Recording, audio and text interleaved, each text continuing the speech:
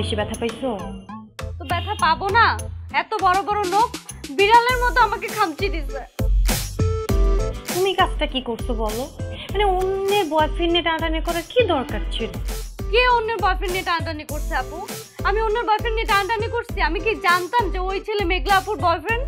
আমি তো জানি মেঘলা আপুর বয়ফ্রেন্ড ওই টাকলা বেটা।